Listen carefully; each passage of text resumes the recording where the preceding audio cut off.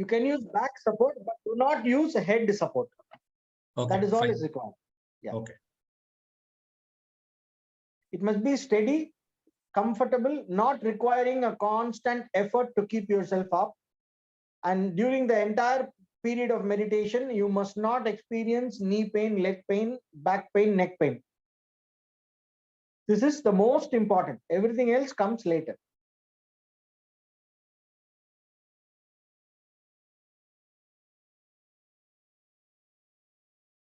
Because in the class, we are only going to learn the technique.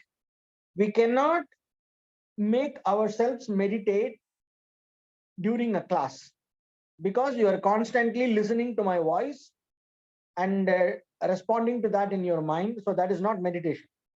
So we are learning. This is a learning class. And I made it abundantly clear that we will be learning concepts. We will be learning theory. Also, we will be learning techniques, right? And we will have a glimpse of the technique during the class, which you will go home and practice. So every week you have one meditation to experiment with and practice and learn, right? Okay. So we start now.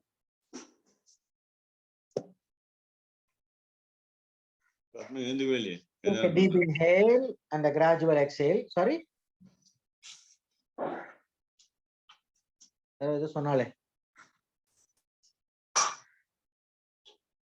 Take a deep inhale and a slow exhale.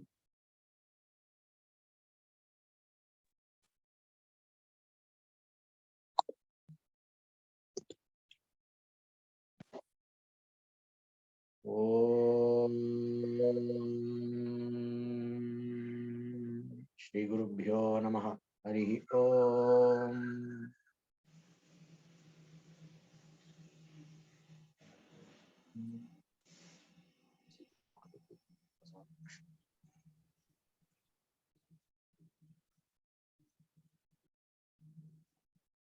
योगेन चित्तस्य पदेन वाचा मलं शरीरस्य च वैद्यकेन योपाकरोत्तं प्रवर मुनीनां पतञ्जलिं प्राञ्जलिरानतोऽस्मि। ॐ सहना भवतु सहनौ भुनक्तु सह वीर्यं करवावहै तेजस्विनावधीतमस्तु मा विद्विषावहै। ॐ शान्ति शान्ति शान्तिः। சரி, இப்போ நம்ம வந்து ஆசனாஸ்லாம் பண்ணோம் இல்லையா? கொஞ்சம் ஆசனாஸ் பண்ணினோம். நீங்க வந்து மற்ற கிளாஸ்ல stretching எக்ஸசைசஸ்லாம் we are all doing a different kind of physical exercises for fitness. We also learned some asanas. We also learned Surya Namaskar, etc. Right? Now, in all this, we are using the body. The body is tangible. We are able to feel the body. Also, in some techniques, we are using the mind. We are using the breathing. There are techniques where we are like Kapalabhati, where we are able to breathe in a certain way, hold the breath, or breathe faster, etc. Now, these two are Bahya Karana or external instruments which are available for a tangible experience without much effort. We are used to body, we are used to the breathing. Now, we are only used, but when it comes to the mind, we are used to the mind, but not to the actual movements of the mind, but we are only used to the consequence of the mind movement on our body as sensations or sometimes as emotions and as a, so we are only aware of after the mind has done something. We are aware of the consequences of what the mind has done. And almost for the entire life, most of us, we have no clue about how the mind works and how much, and we don't have any systematic program for dealing with the mind, unless probably, you know, when you are already you have learned meditation, or there are people who are doing Sandhya Vandanam, Japa, etc. For those people, of course, there is something, but it's not still a conscious thing. It is done more as a It is done more as an obligatory ritual, which takes care of the mind. All these things, religious life takes care of the mind. That is the purpose. But it is done in the back end. You are only dealing with the front end. You don't have a direct understanding of the mind. And we don't have a theory or a framework of understanding. We don't have a framework of understanding with which we need to handle the mind. We do have some kinds of framework of understanding for dealing with the body. We talk, if you are using Western medicine, you are using, the concept of vitamins, proteins, carbohydrates, and all that. And you have a concept of health. We have a certain framework of understanding with which we are able to map how the body is and plan and execute. If you are following Ayurveda, we have a frame of understanding based on Vata, Pitta, Kapha, the 7 dhatus and all that. If you are, if you are in Chinese medicine, you have a framework. So based on different physiological, and the medical systems, we have different ideas of understanding of the body, and we try to manifest that understanding as a relatable experience, and we manipulate the body. So similarly, when we want to deal with the mind, so meditation is done using the mind. Body and breathing are external tools, which we are able to. Breathing is somewhat like in between internal and external.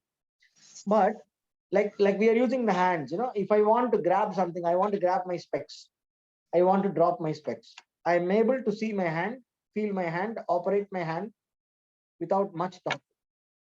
Of course, when I was a baby, I learned how to grab. There are some things by instincts, and then beyond the instinct, I try to learn and develop those skill sets, moving with the body, learning to walk. For example, we all in India, we learn how to drink from above, but in the Western countries, they don't know how to drink from above. So it's a huge joke in all the yoga camps.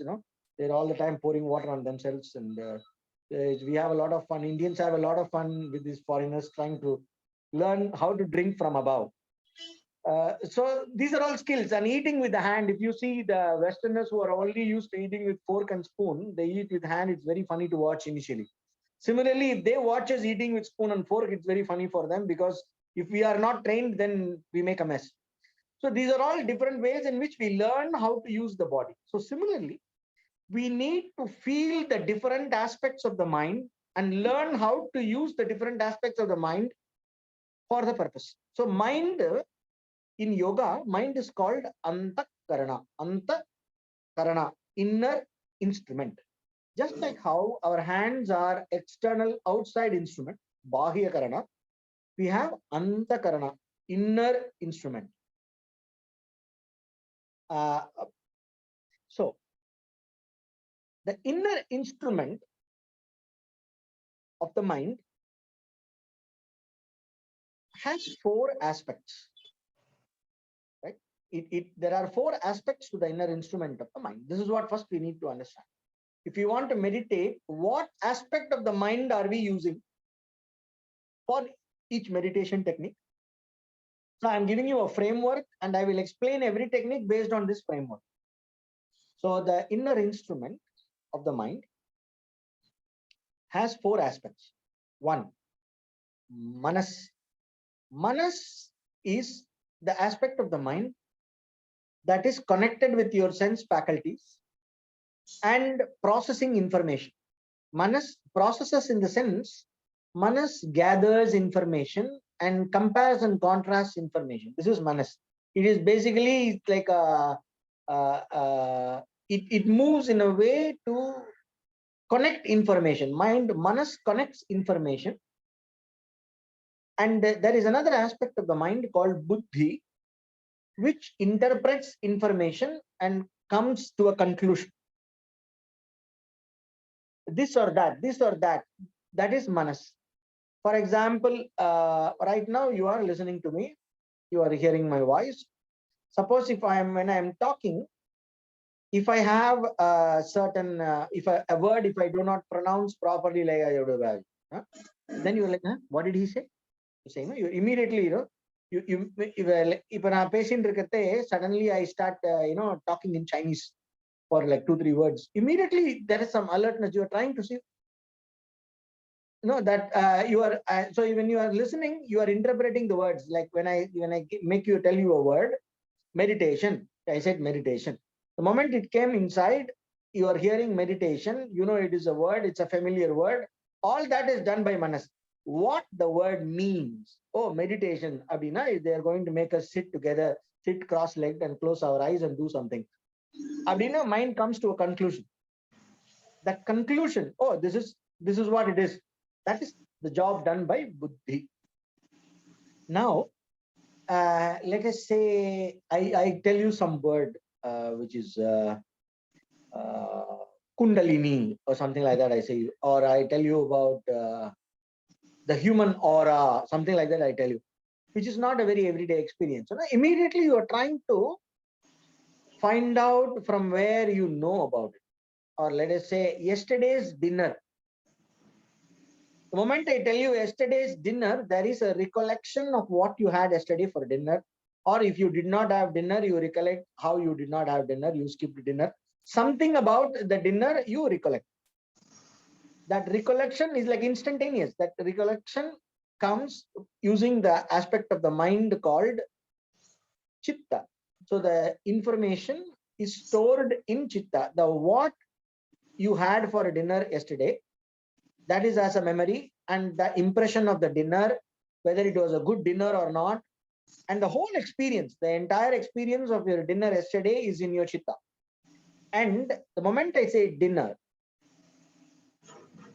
based on your relationship with the word dinner, if you don't know the meaning of the word dinner, you cannot direct your mind to retrieve the information. You need to know what is dinner. Suppose if you are talking Zulu language in Africa and you have never heard English, when I say dinner, jantar, if I say jantar, do you understand? Jantar. Jantar is dinner in Portuguese. Okay. So now if it is a Portuguese, somebody who knows Portuguese here, when I say jantar, they will say, ha, he's talking about dinner. Right? So the moment you come to, the moment there is a purushartha, the moment there is a goal of understanding what I am looking for, the moment I know what I am looking for, immediately the manas goes to the chitta and retrieves the information. So the where it is stored is chitta along with the impressions. It is not just information, dinner, 3 idlis, sambar, chutney. It's not just information. It is 3 idlis, sambar, chutney. Was the sambar chutney good? How did I feel after eating? How it was? How the person was serving? The entire experience is there. So that is chitta. So manas, buddhi, chitta. Now I asked you, who had the dinner? Who had the idli sambar? You say, I had the idli sambar. I am the eater. That is ahankara. Whatever is an experience, whatever experience you have, stamping your identity on the experience. You're thinking of yourself in relationship with that experience. I am the experiencer. I am the doer. I did this. I experienced this. This is ahankara. Ahankara is the function of the mind that puts a stamp of identity on experience. So these are the 4 aspects of the mind. Manas, buddhi, chitta, ahankara. This is based on Vedanta Shastra. This is the 4 aspects of the mind that we need to understand. Now, all these aspects of the mind in combination with the sense faculties is able to operate and give us the experience of life. And the movements of the mind are under the control of prana or life force. If the life force is not there, if the life force is not available, if the life force is very dull, the mind cannot operate. Just like how the senses cannot operate. Ayyo, எனக்கு வந்து ஒரே பசியா இருக்கு, கண்ணெல்லாம் இருட்டின்னு வருது, I cannot focus, I cannot think சொல்றோம். Yeah, that means the prana is very less. When we say, I'm not able to focus, I'm very tired, I'm very hungry, my eyes are all closing. When we say that, when we are very, very depleted, we are not able to concentrate and do things because mind requires energy, prana. So in modern medical terms, we may say, brain needs glucose, nutrients and all that. So these are all secondary. The nutrients and all that, to be used by the brain, you need prana. So prana does two things. One, provides the voltage, the voltage in the brain that makes your brain work. Also, the prana is embedded with what you call as sanskara. Sanskara, the prana and mind, there are aspects of the mind where prana or the vital energy or the life force is more under control. It's like so whenever we have a habit, whenever we have a strong habit, like for example, let us say we are, nowadays the very common thing is phone addiction. So whenever we are spending too much time on the phone, or whenever we are used to doing the same thing in a repeated manner, you wake up and check your email. Many people with very important jobs, they do that. Do I have some messages or email? Is there something urgent? Suppose you napped yourself and then you wake up like a panic and then try to see if I have missed something. So this is one habit. Or if you're constantly, looking at like youngsters, you look at Instagram, Facebook. Facebook is us old people. Young people look at Instagram. So whatever, if you are used to, constantly that Vetala Park, you keep on looking at one after the other. So this is the habit. Then what happens? If you're used to that, if the phone is there, you are just, I ask you, you keep your phone in front of you and just sit quietly. Let us sit quiet for 5 minutes and then we are all sitting. Then suddenly you will find yourself wanting to take the phone. Or suddenly you find yourself already looking at the phone. That's the next level of addiction. How does it happen? The habit is pushing the mind to do something where the awareness is not operating. Awareness is operating only after the object association has come. There is an object. So there is a tendency or a habit formation that associates with you with the object, that pushes your mind and the sense faculties to pick up that. This is mostly done what they call as limbic system. So the limbic system does that. So whatever is under the control of limbic system, in yogic terminology, we say it is samskara driven and prana driven. It is totally unconscious, driven by the force of habit that is embedded in the prana. So the prana is embedded with a pattern and the pattern takes over your thinking. So it is a pattern that is dominating your thinking, that directs your thinking. So you are able to think in a line based on your pattern. So that's how when they do psychological manipulation and all that in Secret Service and all that, they have a huge understanding of behavioral pattern, because the patterns are so powerful that if I understand the pattern, I can predict this guy will respond and do like this. If I give the stimulus, this will be the response.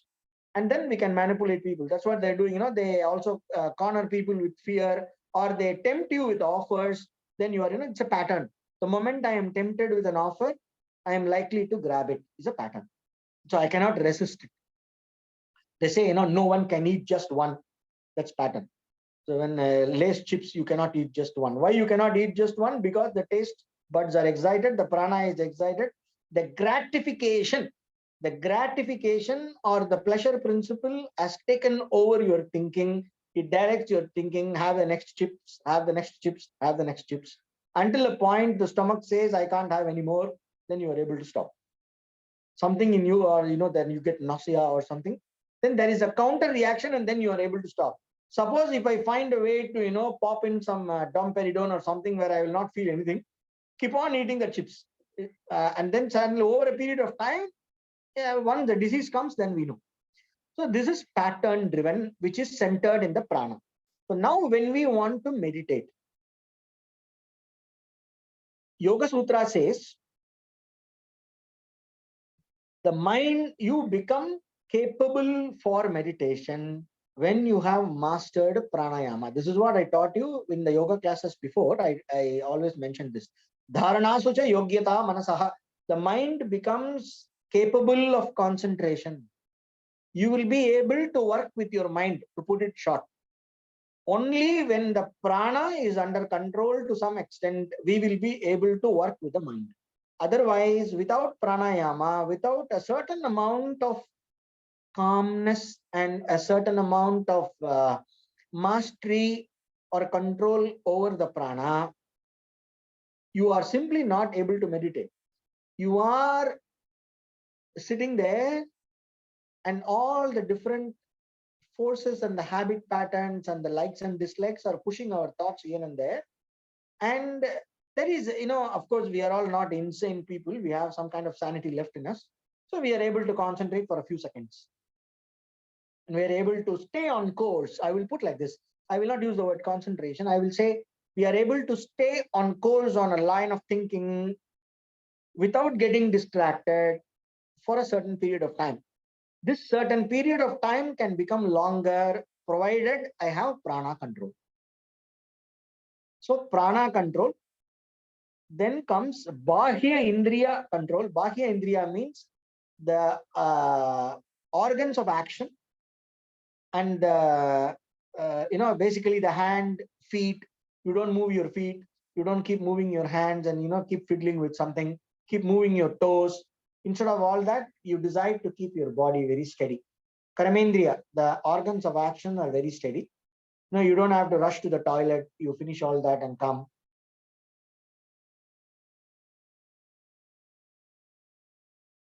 You don't move your hands much. You don't move your feet. No, you are not very horny or something.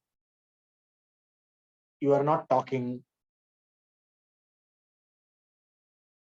So all this, feet, hands, and you are not speaking.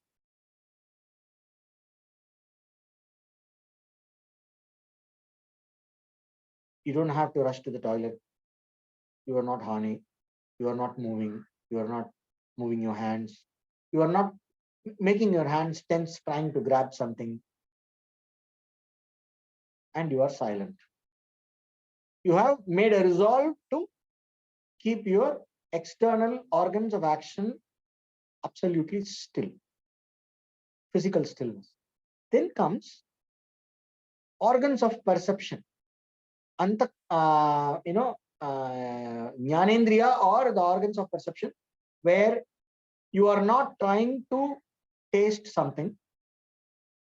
So there are these schools of meditation. They'll tell you, they will put a small sweet or something in your mouth so that you have the sweet taste and you meditate on it and it gives you a certain kind of calmness. So this is all, gives you probably a pleasant state of mind initially before you enter meditation. That is not part of meditation. Or, you don't try to taste something. You are not looking for a certain kind of a sound. You are not looking for a certain vision, or you are not trying to see something. You're not opening your eyes, you're closing your eyes. At least for the eyes, we have this option. We make sure that there is not any strong touch, it's not very hot, it's not very cold, so that the touch sensation is not constantly excited. Now something is not pricking under your seat. So the touch sensation is not excited. And because most of us are probably in India, and our country is very famous for a lot of background noise. There is always dogs barking, somebody honking. So our neighbor is very enthusiastically making a lot of devotional noise in the morning. There are 5 times a day, some building is blaring some noise for 5 minutes. So all these things keeps happening. So what we do is we have a indifference. These are all issues we cannot control. We cannot close our ears. Okay, we can plug our ears to some extent, but that will not cut off the sound. We will still listen to mild sound. If we are listening to some specifically very irritating sound or a very enticing sound, some Ilayaraja music, very enticing, or somebody is singing your favorite Desh Raga or something, music season, you're closing your eyes, ears, but there is a small sound there, somebody playing Desh Ragam or Kapi Ragam, and then you're like, So it is not, so the ears, with respect to hearing, we don't have much choice. So what we do, we cultivate indifference. You are not seeking to enjoy any pleasant sound. nor you are seeking to shut down any unpleasant sound. Of course, if somebody in your house is yelling, you can ask them, please don't yell. That's okay. You don't have to put up with everything. You have to put up with what you cannot change.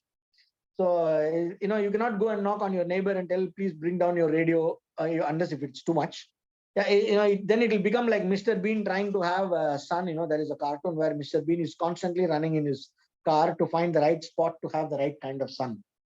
So he never stops. He keeps on running. There is always some kind of a disturbance coming. So all you can do is, pray to Ganesha a little bit so that you don't have much disturbance for your meditation, and then sit. And then all the external organs quiet, physically silent, not seeking a sensory experience and not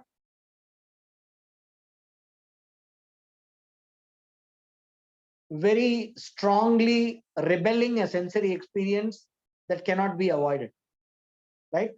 So you are not seeking any touch, you are not seeking any specific sight, you are not looking at something. You are making sure that your touch sensation feels more or less uniform, so that something in your skin doesn't attract your attention, something is not pricking, or something is not, somebody is not coming and doing. There is one little, there are these chairs with this massaging thing that vibrates. You don't meditate, you sit on a vibrating chair and try to meditate. You don't do all that. So you are not seeking any physical sensation on the skin level, on the touch sensation. You are not looking at anything. You are not tasting anything. Then what is left? You are not smelling. You don't put some aromatherapy oil and light an incense. This is a typical meditation fad. They light one incense, and then you are enjoying the incense smell. The incense smell is probably, if it is stinking too much, probably you make it a little pleasant. That's okay. But you don't try to create an aromatherapy incense to set your mood for meditation. Then what happens? You are looking for all these external sense faculty things, and all these become a trigger. Every sense input becomes a trigger where the mind is looking for it. You are constantly, for example, I give you guided meditation. In guided meditation, half an hour, inhale, concentrate on this and that, and then I keep on telling some blah blah to keep engaging, entertaining your mind. The next time you are sitting for meditation, you will be looking for a meditation audio. So that's not meditation. So if you really want to meditate, there must be no sensory dependency. I will put it like that.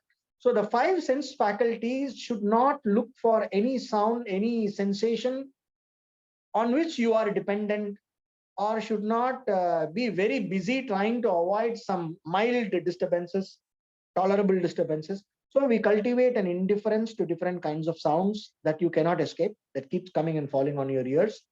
So you don't participate in that either in a positive way or in a negative way. Acha, Bahyendriya, Jnanendriya, inner sense faculties. Then comes the mind. After this comes prana and the mind. So then you make sure that you have enough alertness and metabolic quiet. I will put it like that. A metabolic quiet in the sense your heart is not beating fast, your breathing is not too much. You don't feel inner agitation. When you decide to sit now, sit quietly, you feel your body.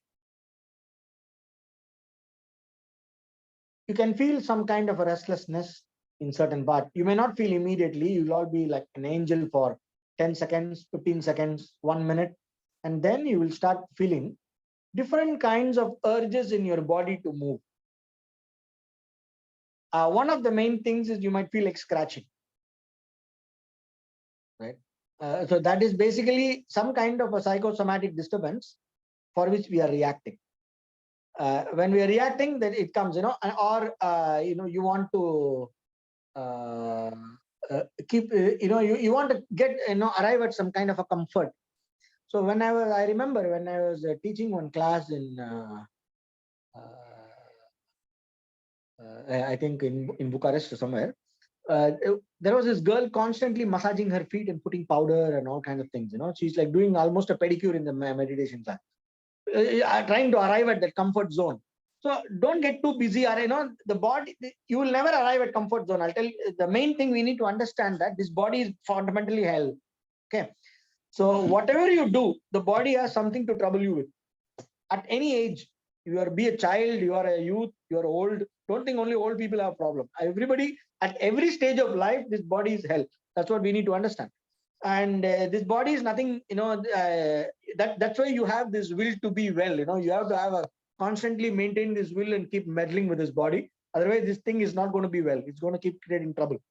So what you do is that you don't get obsessed with trying to find that perfect comfort zone, like, that perfect dessert in a French cuisine. Don't try all that. As long as it's not disturbing you too much, it's okay. That's all.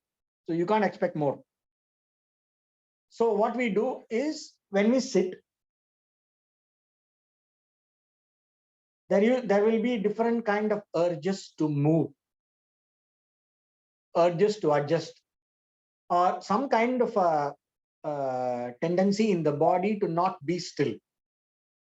For some reason or the other, we will not know the reason.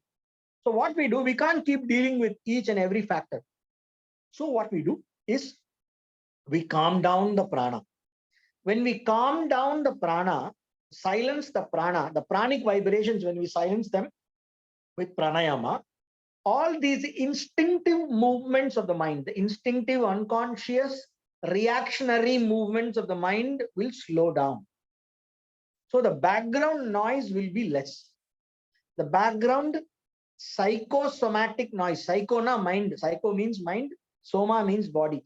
The mind-body interactive zone is there, right?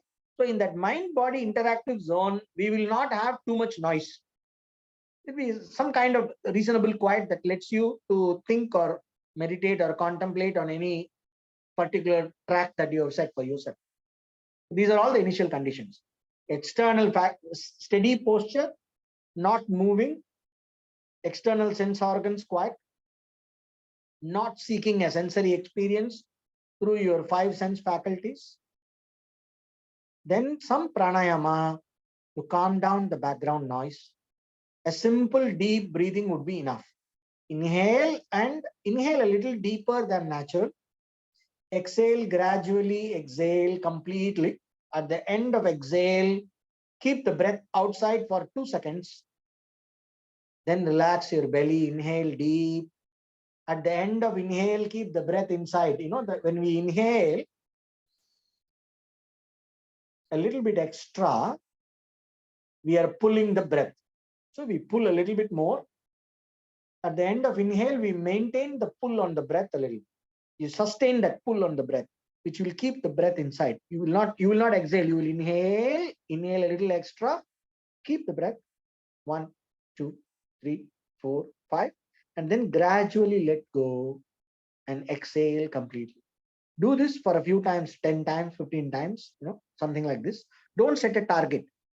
10 times, don't set a target.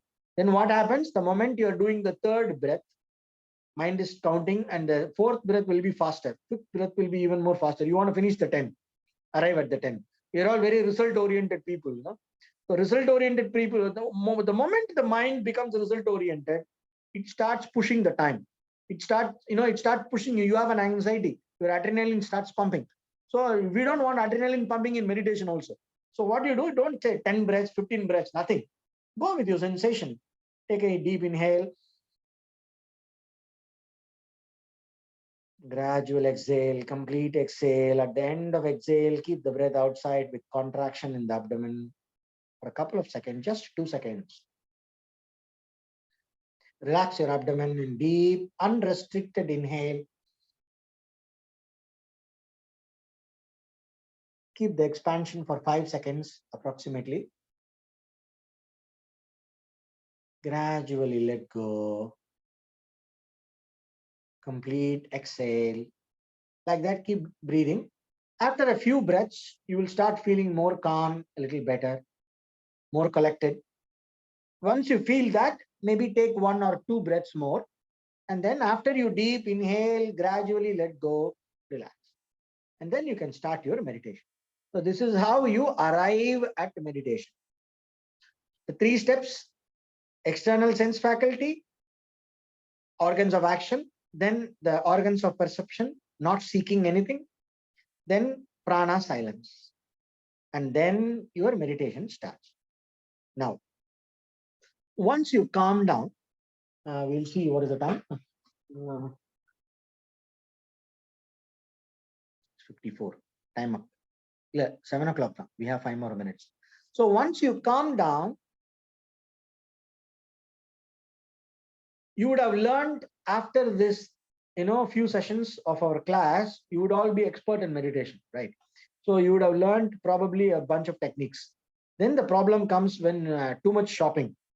It's like you have too many clothes in your wardrobe, you don't know what to wear. So like that, once you decide, let's meditate, you don't know what to meditate because you know so many techniques. Now, in initially, it happened to all of us, like people like me in the initial days of learning yoga, you do so much of yoga shopping. Every Samyar who is in the city town, I'll go and meet and try to learn something. And then you end up within a year, you end up with like probably pot full of meditation techniques. Then you sit to meditate, you don't know what to meditate because so many things. It's a confusion to arrive at some technique.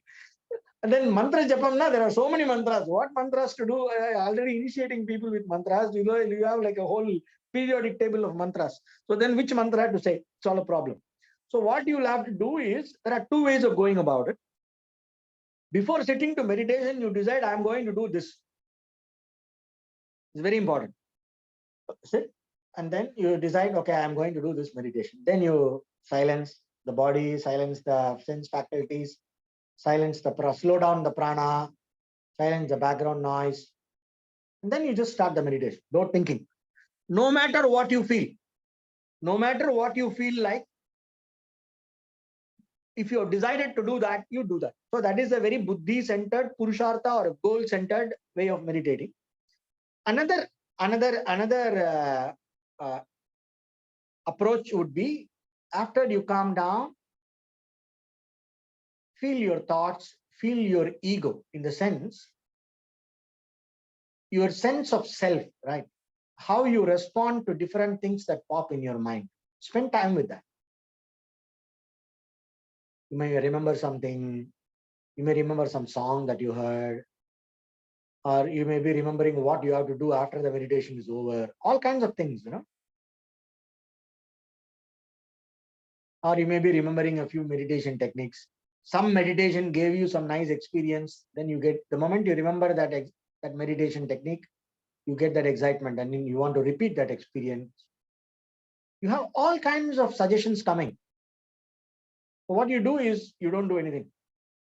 You only keep watching for a few minutes, couple of minutes, how you are reacting to whatever comes in your mind. How you are reacting to whatever comes in your mind.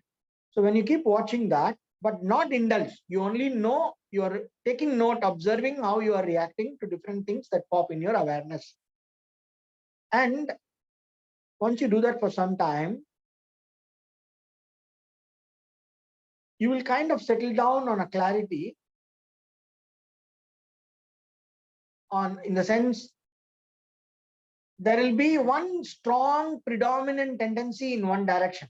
Like you will feel like doing that naturally, organically, not from here. You will feel from here, or you will feel, you will feel emotionally drawn, or you will feel instinctively drawn in a certain direction. Then you choose that and start doing that meditation. So it will be like, concentrating on some point, some chakra. It can be concentrating on the rhythm of breathing, or doing some mantra like Hamsa Soham along with the breathing. It could be remembering a mantra, repeating a mental japa, or visualizing your Ishta Devata. Like that, there are so many approaches. So on that day, for that session, when you sit to meditate, after you watch your reaction patterns for some time without indulging in any direction, you will get a clarity. Okay. You will see naturally you feel more tendency in this direction. Then you go with that. Right? So not a fancy on what you would like to have. It's like not like the ice cream, not like that. It's more like what your system directs you. You have to watch, relax your reactions, and then from the background, your samskara, system directing you. The technical word for this is samskara. Which samskara is predominant for you in that moment? After you calm down your reactions, which samskara is very predominant? Watch that, and then go with that. Okay. So now, this is the basic fundamental thing about meditation. This is how you arrive at, and then you begin the meditation. So this process is important. Now, in order to understand this process, up to this point, you will have to devote 20 minutes to half an hour minimum, and minimum one time in a day, every day. 20 minutes to half an hour, no matter whenever you do, any time of the day, even after food is okay. Even after, if it is after food, your samskara will direct you to sleep. So you sit straight and sleep. But the point is, don't get ambitious. Don't get ambitious to get a very elating meditative experience. That is the biggest enemy for meditation. Don't get ambitious in meditation. Don't try, today I'm going to raise my kundalini and all that. Nothing. You just, whichever is your condition, you sit straight, still, silent, calm down the background noise. Look at your reaction patterns, feel your samskara. Or if you're going to decide what to do, then you decide that and sit. If it involves concentrating anywhere above the body or continuous concentration on a mantra and things like this, don't do after eating food. Do 2 hours after eating food, or before food when you are not hungry. Not when you are like terribly hungry. I can be the torturing master and ask you to meditate on your hunger. So I will not do all that now, right away. I'll probably do that after 10 sessions, but not now. So don't do that. When you're physically comfortable, but not with full stomach, you can sit and try this. 20 minutes to half an hour, any time of the day, doesn't matter. Not when you are sleepy, not when you are hungry, not when you are thirsty. You can always drink a little water and come, that's all right. And not immediately after a stimulant like a coffee. Right? So just take care of that and spend half an hour with yourself in a still posture, comfortable posture, and discover your comfort zone on arriving at meditation. Get familiar with this process. And in the next week, we will learn a little bit more on how to tweak each aspect of the mind. Okay. So I will finish the class with a prayer.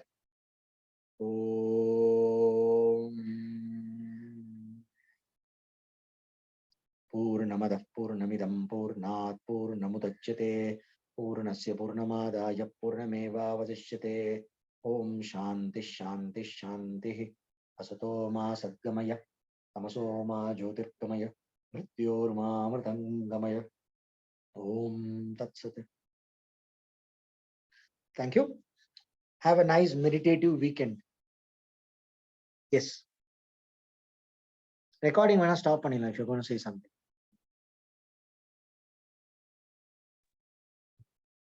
Prabhakar, can you stop the recording?